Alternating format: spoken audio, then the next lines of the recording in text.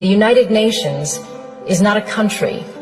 It is a place where we come together as nations and people to try to resolve our differences and to unite in common action.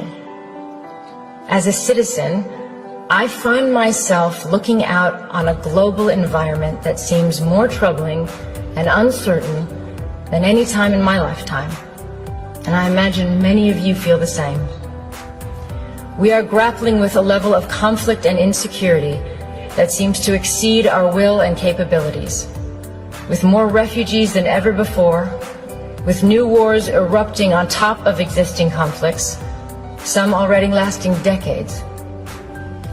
We see a rising tide of nationalism, masquerading as patriotism, and the re-emergence of policies encouraging fear and hatred of others.